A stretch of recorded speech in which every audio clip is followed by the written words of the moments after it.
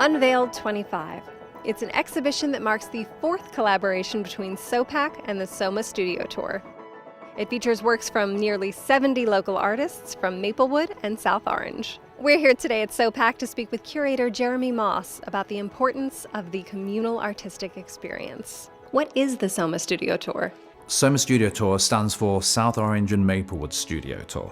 The whole two towns are just alive with artists. We have over 100 artists on the tour. 22 years ago, and I think Michael Frank and Denise Hardy and maybe a few others got together and said we should celebrate all the artists in the area. And the idea was you go to people's studios or their homes or their yards. And here we are 22 years later. Let's explain the title. Where did Unveiled come from?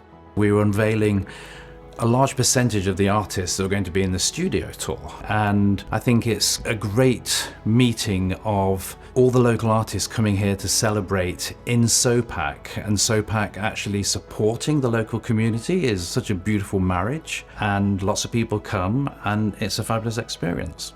Tell me about the collaboration between SOPAC and the Studio Tour SOMA. It was always my dream to get the studio tour actually to be in here. I have a great relationship with SOPAC and I work with Linda Beard, who I've worked with for 10 years, and she's been fabulous to work with. And we came with the idea of doing Unveiled. So that was 5 years ago, I think we did the first one. And the artists love it, I think SOPAC loves it. Last Thursday we had over 150 people at the opening. There was also a performance on main stage. I love the fact that the whole building is alive with creativity. It's a great way for people to have a look as a preview of the studio tour and go, oh, I'd like to see that artist, a little more about them. So very excited about making SOPAC probably the main hub of the whole studio tour. Featuring 70+ local artists, how do you approach curating a project like this? I subconsciously know what I'm looking for, of how things might relate to one another, because I'm very much trying to tell a story, have a narration that people can follow. And I've said it many times before, I am the king of the tenuous link. And what I mean by that is that I'll always find some facet in a piece of work that can fit with something else. You know, little groupings that tell a story.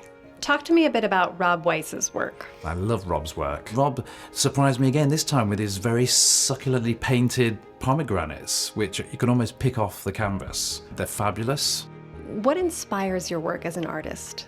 I just like creating work that draws people in and not necessarily makes you think, but leaves you with an impression. What inspired this latest approach to still life? I have a tendency to paint people's faces, and so just getting away from people and settings and placing people in a narrative setting. Really, this is like a huge departure for me. Like, I'm much more like a comic book style, pop art, kind of lowbrow, surrealist stuff that usually involves characters. So this is just like something a little more quiet and meditative. How do you approach translucence in a painting, the way you did with the seeds? I'll do heavy draftsmanship with pencil on wood first, and then kind of do glazes of color on top of it. And then when that's dry, thicker colors, like you can still see. I like to leave the pencil work and some of the wood grain coming through so you can see all those layers. It's just kind of like you can kind of see the process, but have the final, impression. What does it mean to you to be a part of the SOMA Studio Tour? I'll be showing my stuff in the loft with about 10 other artists, the loft here at SOPAC. That's my favorite part.